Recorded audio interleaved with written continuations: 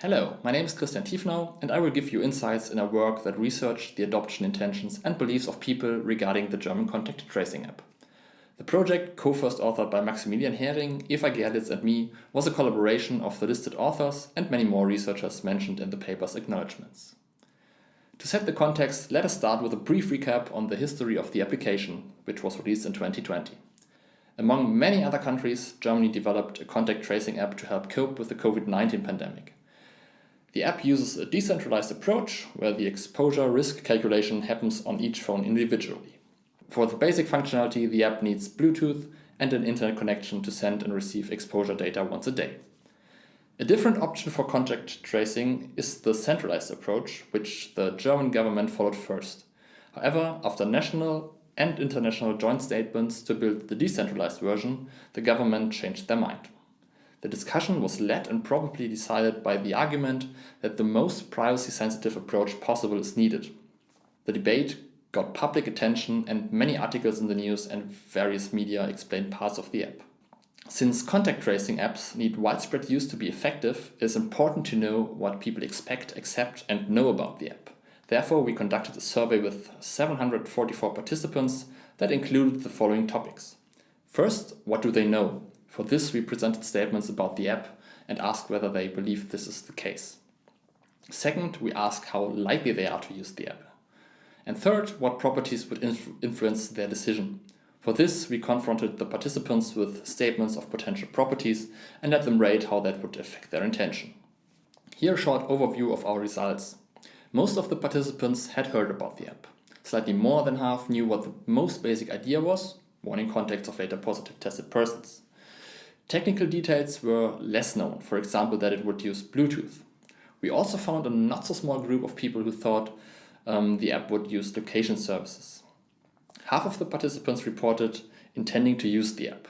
The rest split nearly evenly in undecided participants or those unwilling to use the app. Besides a lot of incomplete knowledge, we found misconceptions on what the app is capable of. Here I want to highlight two aspects of those. First, we found an overestimation of the capabilities of the app for each individual user.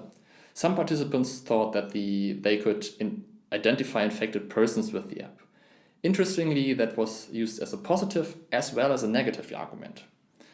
This misconception poses the danger of less ideal behavior based on a false sense of safety. Second, we found misconceptions and worries around the app's data gathering, usage and sharing behavior. For example, some participants thought that the government could see the location of users. This is not possible as the app doesn't record the location. Interestingly, the belief that the app uses location services does not predict whether one tends to use the app. We also saw participants marking fear of privacy violations or the restriction of basic rights due to the app. Technical measures were taken that intended to create transparency, such as open sourcing the app or following the decentralized approach. However, we found that privacy concerns are related to a lower usage intention. We thus believe these measures haven't fully achieved their goal.